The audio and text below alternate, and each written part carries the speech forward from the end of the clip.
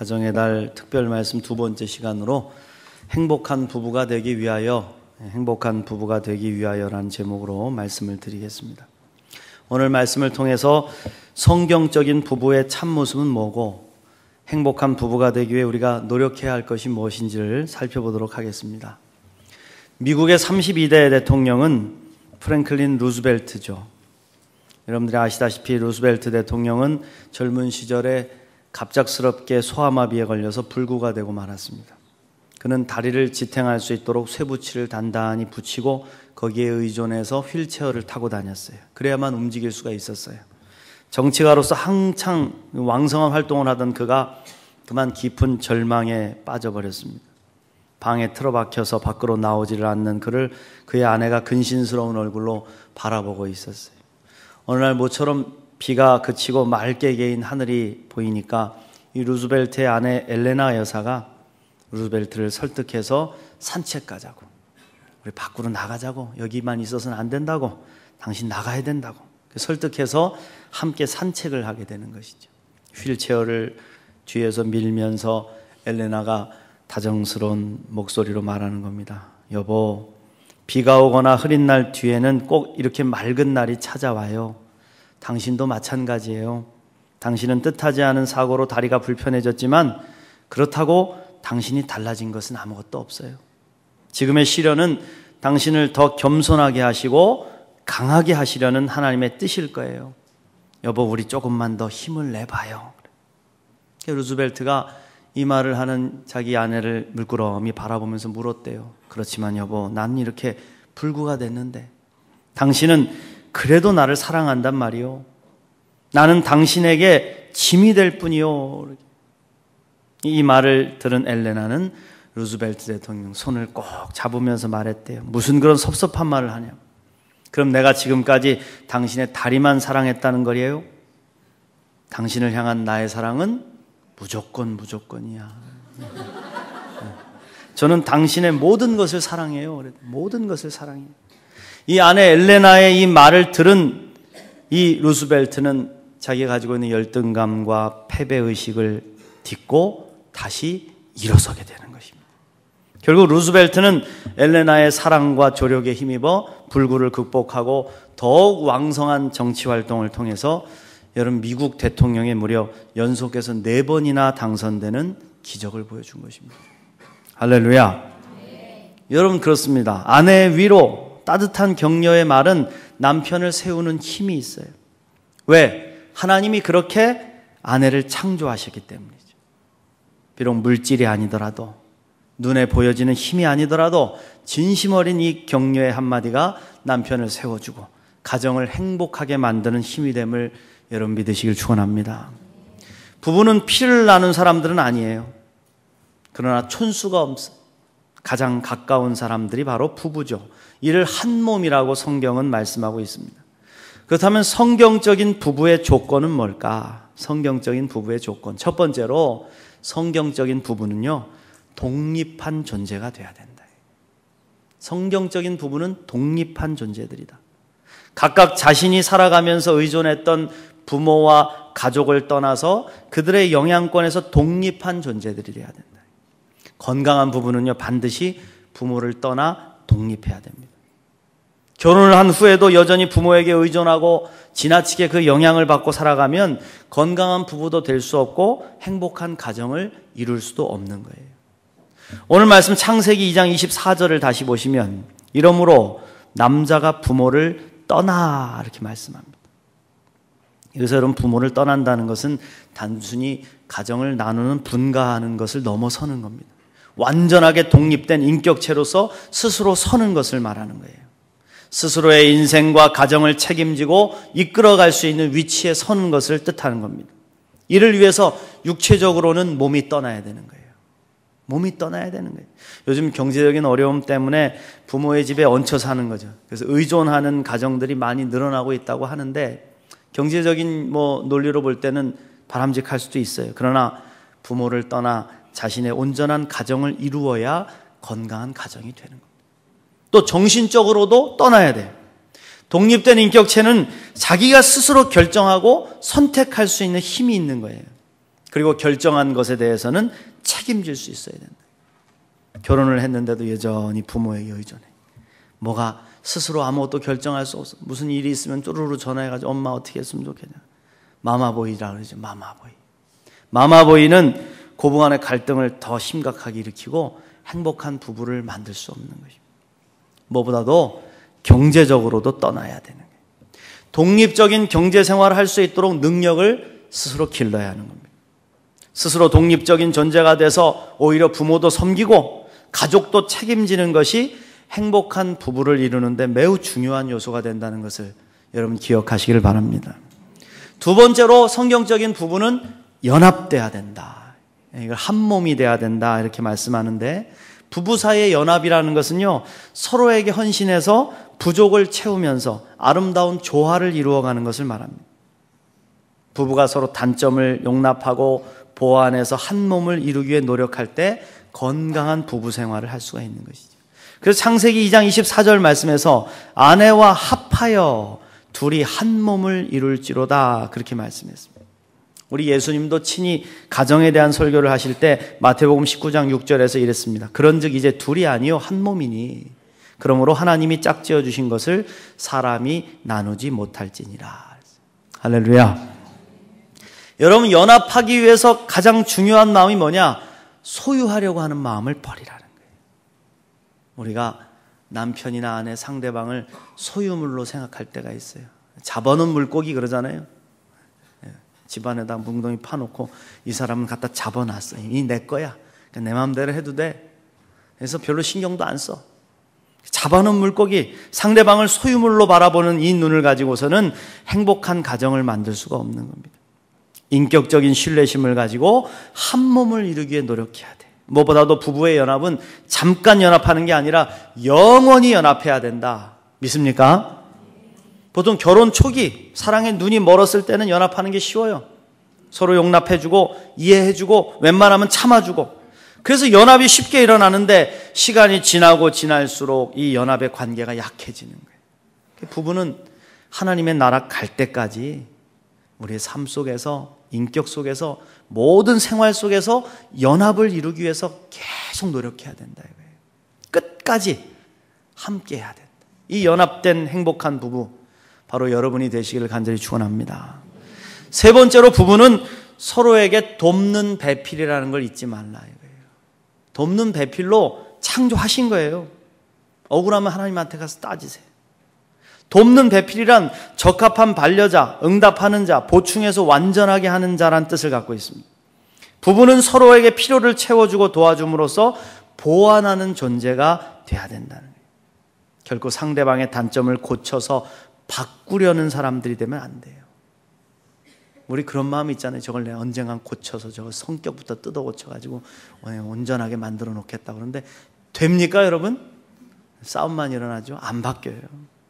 그저 우리가 부족한 것을 서로 보완함으로 완전해지는 거예요. 창세기 2장 18절 말씀에 여호와 하나님이 이르시되 사람이 혼자 사는 것이 좋지 아니하니 내가 그를 위하여 돕는 배필을 지으리라 하시니라. 할렐루야. 그렇습니다. 하나님은 부부가 서로에게 돕는 배필이 되도록 창조하신 거예요. 그래서 부부가 서로 돕는 배필이 되기 위해서 가장 중요한 것이 뭐냐? 함께 바라보는 거예요. 같은 곳을 바라보면서 함께 상의하는, 그렇게 나아가야 행복한 부부가 될 수 있다. 네 번째로 성경적인 부부는 친밀해야 된다 이겁니다. 부부는 친밀함이 그 누구보다 강해 서로에 대해서 부끄러움을 잊어버릴 정도로 가까워야 되는 거예요. 믿습니까? 창세기 2장 25절 말씀에 아담과 그의 아내 두 사람이 벌거벗었으나 부끄러워하지 아니하니라. 본래 하나님이 창조하신 부부는요, 부끄러운 존재들이 아니었어요. 서로에 대해서 죄를 짓고 잘못을 저지름으로 인해서 부끄러워하고 가리게 됐던 거죠.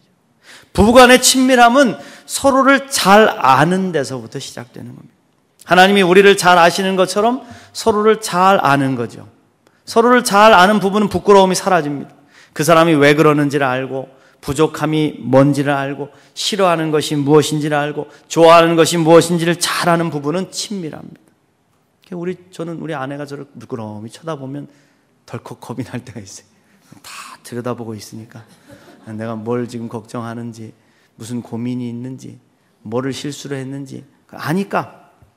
서로를 깊이 이해하는 부분은 서로의 약점과 허물을 솔직하게 드러내는 것이죠. 알아주고 이해해 줄 것을 믿기 때문에.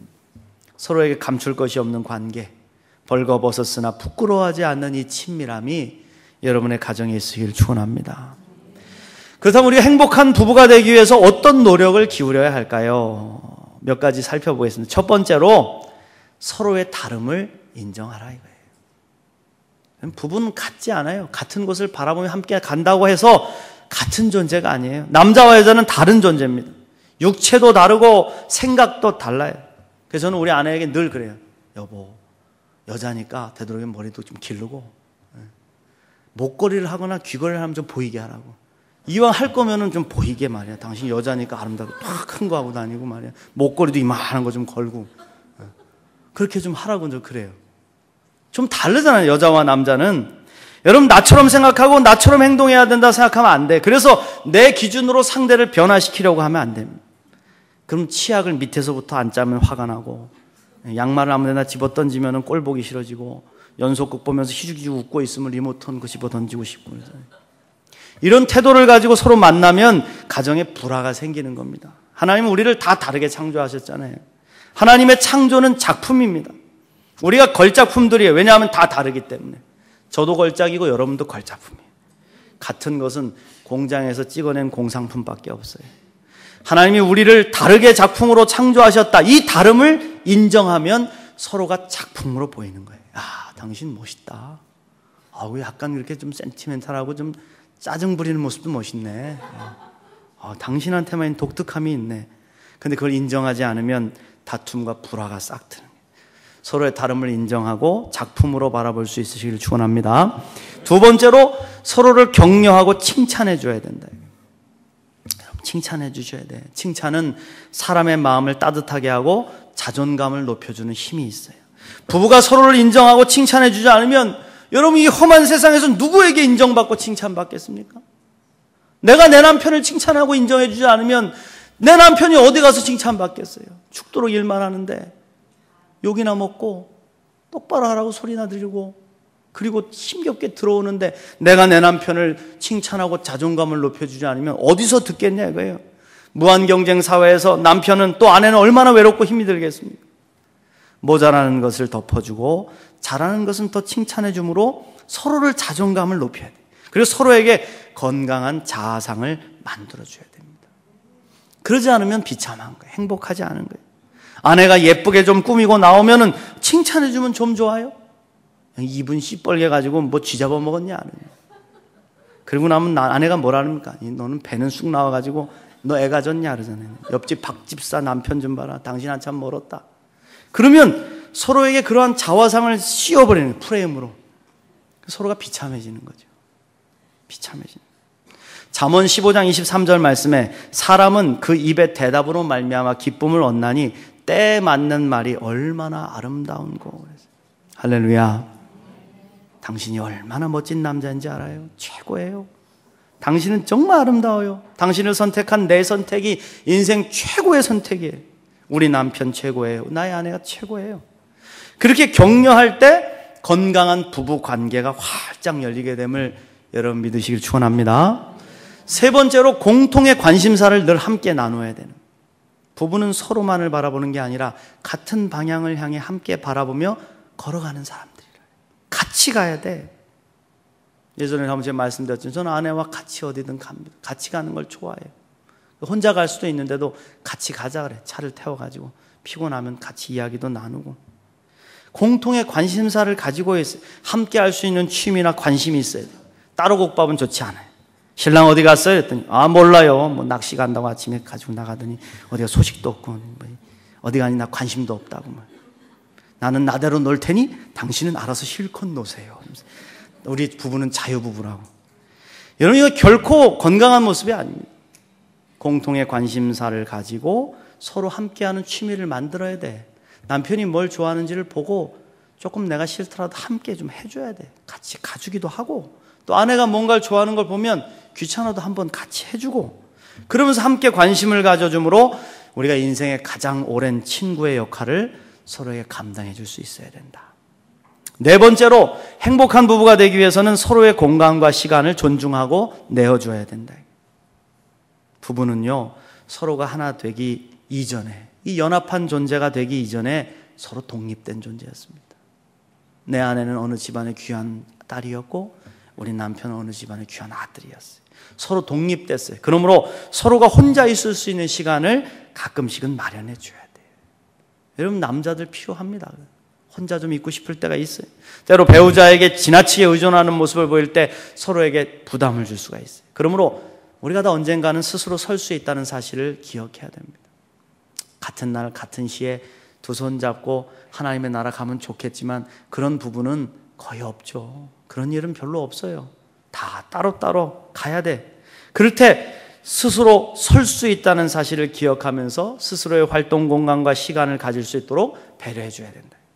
함께 같은 곳을 바라보면서 문제를 해결해 가지만 또 서로 각자가 맡고 있는 책임과 공간과 직장과 활동과 학업을 지원하고 격려해 줘야 돼요. 예전에 보니까 어떤 분 남편 집에 잘 못 들어오게 하는 너무 그 직장이 밉다고 전화를 해가지고 직장 상사한테 당신 우리 남편을 그렇게 할 수 있냐고, 직장을 다 폭파시켜버리겠다고 막. 누구 남편이세요? 그랬더니 얘기는 안 하는 거죠. 내가 그 얘기를 왜 하냐고. 우리 남편이 미움받지 않겠냐고. 근데 여러분, 그러면 어떻게 되겠습니까? 남편이 직장에서 인정받고 사랑받겠습니까? 같이 그 공간을 존중하고 인정해 주는 것도 이 건강한 부부 생활을 이루는데 필수적인 요소가 된다는 겁니다. 다섯 번째로, 부부는 신체적인 친밀함과 사랑을 계속해서 표현해야 된다. 옛말에 여러분, 부부간에 논쟁이 일어난 분위기면은 손부터 잡아라, 그런 말이 있어요. 손을 꽉 붙잡으라는 거예요. 여보, 사랑해. 그래서 제가요, 이 신체적인 접촉이 참 효과적이라는 것을 느낍니다. 이게 외로움과 두려움, 불안과 긴장을 해소시켜주는 그런 역할을 해요. 그래서 저는 좀 교회에서 안 좋은 일이 있거나 힘이 들면 아내에게 항상 내 등을 좀 쓰다듬어 달라고 그래요. 등을 좀 쓰다듬어 달라고. 그럼 이게 아내가 이렇게 등을 쓰다듬어 주면 이렇게 마음이 편안해져요. 잠 좀 자자고, 잠이 잘 안 온다 그러면 배를 쓰다듬어 달라고 그래요. 그 배를 쓰다듬어 주면 잠이 와요. 여러분, 그래요. 여러분, 이 세상에서 부부밖에 없잖아. 공식적으로 만지고 안 할 수 있는 관계가 누구예요? 부부잖아요. 아무나 만지면 큰일 납니다, 여러분. 밖에 나가서 요즘에 아무나 만지다가 미투에 걸려가지고 얼마나 고생합니까? 저는 무언가를 실수했거나 아내의 기분을 상하게 하면 달려가서 이렇게 안아줍니다. 아내의 눈꼬리가 쫙 올라가는 것 같으면 무조건 달려가서 안아줍니다. 아유, 미안하다고, 내 잘못했다고. 그러면 아직까지 이 방법이 실패한 적이 없어요. 실패하지 않았습니다. 세월이 흘러간다고 신체적인 접촉을 부끄러워하지 마세요. 좀 남편이 안아주려고 그러면 좀 안겨보세요. 좀 보둥대지 말고, 이씨 왜 그러냐고, 이게. 이상해졌다고, 죽을 때가 됐냐고 막 이러면서 막 떠나밀고 막 이러고. 가끔 외국인들 부부들 나이가 많이 들어도 막 서로에게 입을 맞추고 격려하는 모습을 보십시오. 얼마나 감동적입니까? 아무리 부부 사이가 견고해도요, 사랑의 배터리는 지속적인 충전이 필요한 겁니다. 이 세상에 충전 없이 사용할 수 있는 배터리 없습니다. 사랑의 배터리도 마찬가지예요. 신체적인 접촉과 사랑의 고백이 이 사랑의 배터리를 충전하는 힘이 된다. 그러므로 서로에게 사랑의 표현을 지속적으로 하라. 처음에는 쑥스럽지만 자꾸 하다 보면 어색하지 않습니다. 왜냐하면 부부기 때문에. 이웃집 남자가 하면 이상하죠. 남편이 하는 건 어색하죠. 사랑은 표현해야 충전되는, 충전돼야 더욱 짱짱한 힘을 발휘할 수가 있습니다. 그렇다면 여러분, 성경이 말씀하는 남편의 역할, 아내의 역할은 뭘까? 오늘 몇 가지만 살펴보고 말씀을 마치겠습니다. 에베소서 5장 25절 말씀에 남편을 향해 성경은 이렇게 조언합니다. 남편들아, 아내 사랑하기를 그리스도께서 교회를 사랑하시고 그 교회를 위하여 자신을 주심같이 하라. 할렐루야. 성경은요, 남편에게 예수님이 교회를 사랑하신 것처럼 아내를 사랑하라, 이렇게 말씀합니다. 우리 예수님은 교회를 사랑하시되 목숨을 내어주시고 사랑하셨어요. 믿습니까? 자기를 내어주신 희생으로 교회를 사랑하셨다. 그렇습니다, 여러분. 남편의 사랑은 희생의 사랑이에요. 그 어떤 남자도 자기의 아내와 가족을 위해, 자식을 위해서 목숨을 내어놓을 만큼 사랑하지 않는다면 성경적 남편의 역할을 한다고 볼 수 없다. 내가 미쳤어? 아니죠. 남편의 역할을 하기 위해서는 남편은 아내와 가족을 지키고 살려야 될 책임이 있다. 그를 위해서 희생한다. 예수님이 교회를 사랑하시기 때문에 자기를 내어주신 것만큼 사랑할 수 있어야 돼. 그래야 내가 성경적인 남편이 되는 것이고, 그런 남편을 아내도 목숨 다해 존중하고 순종할 수 있는 거예요. 믿습니까? 모든 남편은 아내를 잘 몰라. 그래서 화성에서 온 남자, 금성에서 온 여자처럼 남자와 여자가 다르기 때문에 잘 이해해 주지 못하는 데서 문제가 많이 발생을 하잖아요. 여성들이 가지고 있는 이 섬세함과 민감함이 때때로 남자들에게는 막 더없이 귀찮고 성가신 것들이 될 수 있어요. 그럼에도 불구하고 남편은 자기 방식대로가 아니라 아내를 이해하려고 노력을 해야 된다는 거예요. 베드로전서 3장 7절 말씀에 남편들아 이와 같이 지식을 따라 너희 아내와 동거하고, 뭐를 따라? 지식을 따라. 이게 뭐겠어요? 아내가 어떤 사람인지, 여자는 누구인지를 알고 그 지식을 가지고 아내와 동거하라 이거예요. 그리고 뭐라 그럽니까? 그를 더 연약한 그릇이요 또 생명의 은혜를 함께 이어받을 자로 알아 귀히 여기라 그랬어요. 여자들은 연약한 그릇이라는 거예요. 깨지기 쉬워. 그래서 섬세하게 다뤄야 돼. 막 다루면 안 돼요.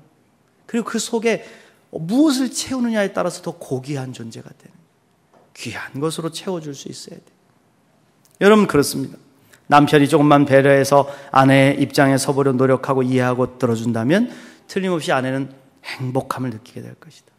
지식을 따라 동거하라 하십니다. 바로 연약한 그릇이고 섬세한 존재임을 알고 인정하고 대하라.